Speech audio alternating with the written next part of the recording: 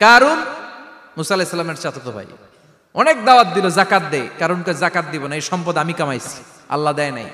মুসা আলাইহিস সালাম বললেন তাহলে আযাবের অপেক্ষা কর। আযাব চলে আসলো, আল্লাহ বলেন মুসা সেফ জোনে যাও, সরো এখনই আযাব। ফাখাসাফনা বিহি ওয়া বিদারিহিল আরদ, পুরো ফাইয়ুমের জমিনটার আল্লাহ কাঁপিয়ে দিলেন, আর কারুনকে সহ পুরো সম্পত্তি তার জামিনের ভিতরে দাবিয়ে দিলেন। হাঁটু পর্যন্ত কারুন দেবে যায়, ভাবছে উঠে যাবে, কোমর পর্যন্ত দেবে যায়, ভাবছে উঠে যাবে, গলা পর্যন্ত যখন দেবে যায় আর সুযোগ নাই। কয় মুসা আমার সব সম্পত্তি তোরে আর তোর আল্লাহরে দিয়ে দিলাম, আমারে বাঁচা, আমারে সব সম্পত্তি তোর আর তোর আল্লাহর, আমারে খালি বাঁচা, চাচা আপন প্রাণ। আল্লাহ বলে সময় শেষ। তার মানে বাদাল গারগারা তওবা কিন্তু আর কবুল হয়।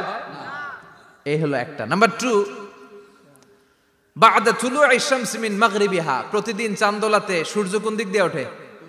কথা কয় না, পূর্ব দিকে।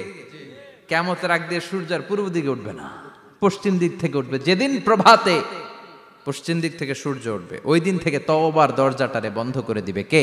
আল্লাহ।